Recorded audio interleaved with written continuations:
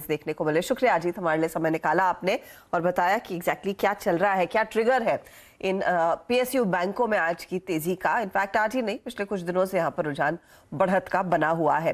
लेकिन क्योंकि हमने किक ऑफ कर दिया है क्या चल रहा है पर चर्चा, मेरे साथ अब यतिन और सुमित दोनों स्टूडियोज में आ गए हैं।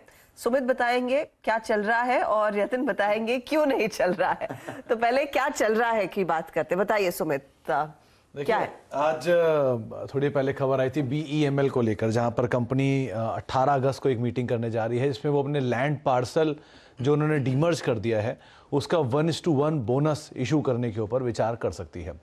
तो पहले वो कुछ आंकड़े हर बार की तरह आपकी स्क्रीन पर आएंगे, जिसमें कंपनी 18 अगस्त को 1:1 बोनस के ऊपर फैसला करेगी। ये दरअसल कंपनी ने अपना एक लैंड पार्सल अलग, अपने जो लैंड बिजनेस है उसको BEML लैंड एसेट्स के तहत अलग कर दिया और उसका 1:1 बोनस पर फैसला होगा।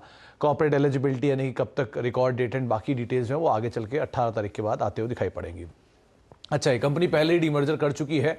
अब ये डीमर्जर लैंड की स्टोरी आपके सामने है। 3500 एकड़ के आसपास कंपनी की ज़मीनें हैं, जिसमें से करीब 41% ज़मीनें जो हैं वो कंपनी अपने ऑपरेशनल यूज़ में लेती है। बचे हुए 59% जो है वो इनकी नॉन ऑपरेशनल लैंड है, जिसका इस्तेमाल कंपनी अपने कारोबार के लिए नहीं करती है। एक एंटीक की रिपोर्ट ये कहती है कि इस लैंड पार्सल की वैल्यू करीब 385 रुपये पर शेयर के आसपास बैठती है।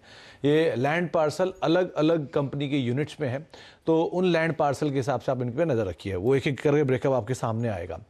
बेंगलुरु में करीब 205 एकड़ ज़मीन है कंपनी की। मैसूर में करीब 530 एकड़ ज़मीन है इनकी। KGF, ये KGF मूवी वाला KGF नहीं है, ये कोलार गोल्ड फील्ड वाला KGF है, जहाँ पे 2400 एकड़ ज़मीन है। और पलक्कड़ में इनके पास करीब 375 एकड़ के आसपास की ज़मीनें हैं। तो ये वो ज़मीनें हैं जिस कारोबार को इन्होंने अलग किया, जिस कारोबार को डीमर्ज करके लिस्ट करा रहे हैं, और ये तरह की वैल्यू है जिसकी मोटी मोटी वैल्यू 2 से 2,500 करोड़ रुपए के आसपास बैठती है, जिसकी एंटीक के हिसाब से वैल्यू 385 रुपये पर शेयर है।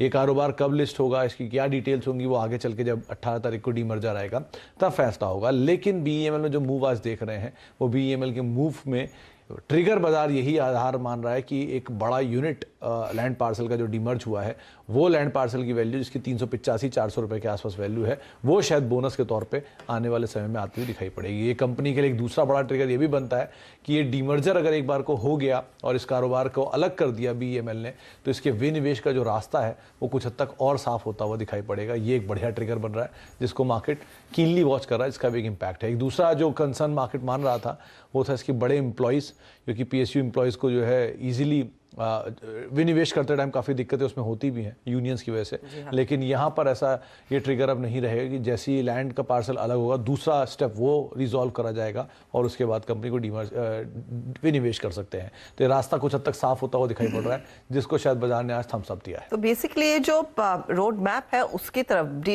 डिसइन्वेस्टमेंट का जो रोड मैप हो उसकी तरफ एक बड़ा कदम रहेगा, जो 18 अगस्त को बैठक बोर्ड की होने वाली है। BEML और बाकी डिफेंस कंपनियों में वैसे भी हमने देखा आजकल अच्छा खासा फ्लेवर तेजी का चल रहा है, और इस स्टॉक को तो आप काफी समय से ट्रैक भी करते हैं आशीष चतुर्मोता। बताइए BEML करंट लेवल्स पर फिर कितनी और तेजी की गुंजाइश बनती दिखाई दे रही है, और लार्जली दूसरे डिफेंस पर भी मैं आपसे दूसरा सवाल लूंगी, लेकिन पहले BEML बताइए कितना ये अट्रैक्टिव है इन डेवलपमेंट्स के मद्देनजर। बिल्कुल हर्षदा, देखिए ये स्टॉक भी हम देख रहे हैं पिछले 4 महीने के कंसोलिडेशन के बाद यहाँ पर पे एक ब्रेकआउट आया है, और ये ब्रेकआउट का अगर से आप 5-7 दिन का कैरेक्टरिस्टिक देखें तो वॉल्यूम एक्टिविटी यहाँ पर एवरेज बेसिस पे 5-6 लाख शेयर की होना शुरू हो गई, जो कि सिग्निफिकेंटली काफी हायर है। तो अब मुझे लगता है कि इस स्टॉक में भी बेस अच्छा बन चुका है, और ट्रेजेक्टरी के टर्म्स में मैं सोचूं तो 1700 रुपए तक की अपसाइड मुझे लगता है BEML में शॉर्ट टर्म में देखने को नजर आएगी, और जिस तरह का थोड़ा पोजिशनल सेटअप बन रहा है, हो सकता है स्टॉक आपको 1800-1850 की ट्रेजेक्टरी भी पोजिशनली दिखा दे। तो यहाँ पर पे एक लॉन्ग ट्रेड ही मेंटेन रखना चाहिए। स्टॉप लॉस मेरे हिसाब से 1520 का बनता है, तो 1520 के स्टॉप के साथ BEML में एक लॉन्ग पोजीशन बनाए रखना चाहिए। 1700 रुपए के शॉर्ट टर्म लक्ष्य, 1800-1850 के पोजिशनल लक्ष्य BEML में देखने को नजर आ सकते हैं। आप दूसरे डिफेंस स्टॉक्स को भी काफी क्लोजली ट्रैक करते आए हैं।